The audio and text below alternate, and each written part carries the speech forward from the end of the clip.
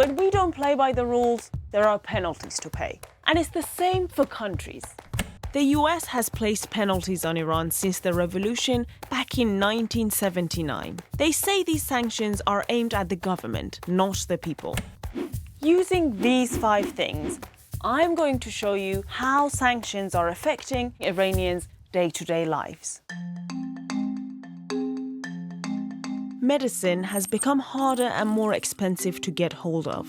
Sanctions are not supposed to apply to medical supplies, but they do indirectly. Some drug suppliers are now refusing to sell to Iran to avoid falling foul of the US. This has led to shortages, putting thousands of lives at risk. There are people suffering from cancer, epilepsy, or hemophilia who are struggling to get treatment. And Iran can't even make its own versions of some of these drugs because it's difficult to import the essential ingredients. Washington, on the other hand, says corruption and mismanagement are to blame.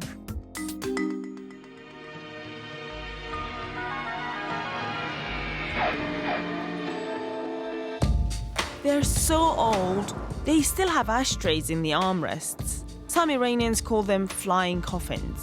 And no wonder. In the past 25 years, more than 2,000 people have died in air crashes involving Iranian planes. For 40 years, airlines in Iran have struggled to update and maintain their fleets because trade sanctions were imposed in 1979 after a hostage crisis in the US Embassy in Tehran. The crowd shouted, "Death to the Americans, death to the Shah, death to Carter."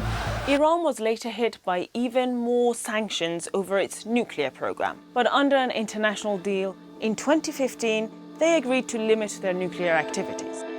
It looked like Boeing and Airbus were going to sell Iran almost 200 new planes. But 3 years later, only a handful of planes were delivered before President Trump abandoned the deal and revoked the export licenses. So much for safe travels.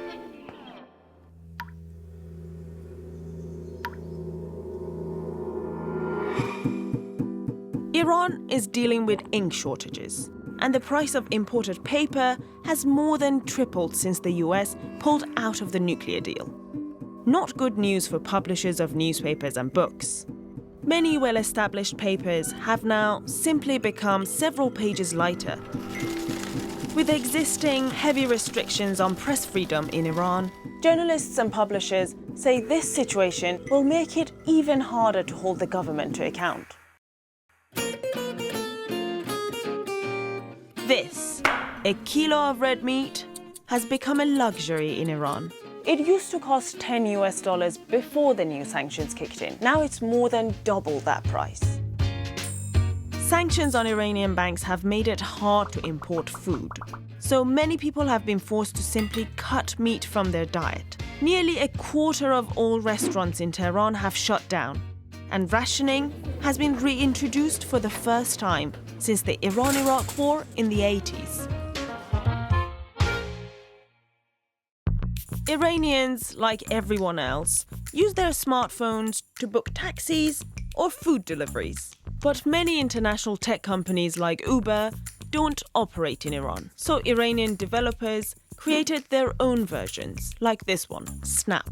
But the problem is Iran's 9 million iPhone users can't download these apps from the App Store because under the U.S. sanctions regulations, the App Store cannot host, distribute, or do business with apps or developers connected to certain U.S. embargoed countries.